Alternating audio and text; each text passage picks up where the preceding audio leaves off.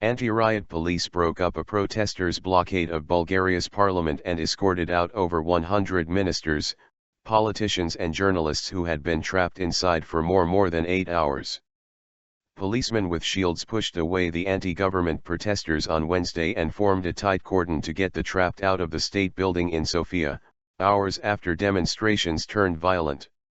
Shouting mafia and resign, opponents of the socialist-led government on Tuesday threw plastic bottles and other objects at a heavily guarded bus that had earlier tried to get deputies out of the parliament where they had been discussing budget measures.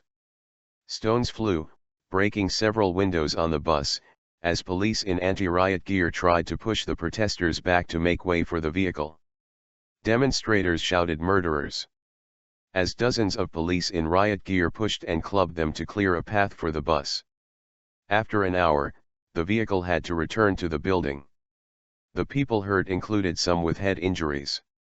A total of 109 people, including 3 ministers and 30 other politicians, journalists and parliament staff, were trapped, according to national television. 7 protesters and 2 police officers were treated in hospital for head wounds, national radio reported. The socialist-backed government took office after early elections in May, following the resignation of the previous cabinet amid anti-austerity protests. The government commands only 120 seats in the 240-seat parliament and has to rely on the tacit support of a nationalist party. Anger and protests.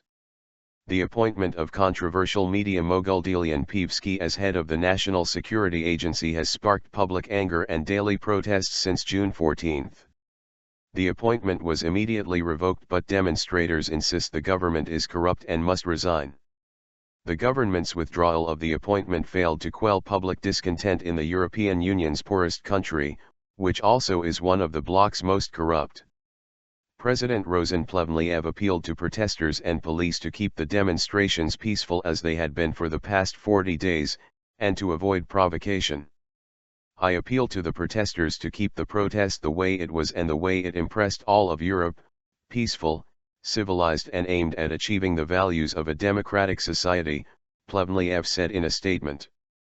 The opposition center-right GERB party urged Prime Minister Policeman to resign immediately and called on the president to hold an emergency meeting of the National Security Council.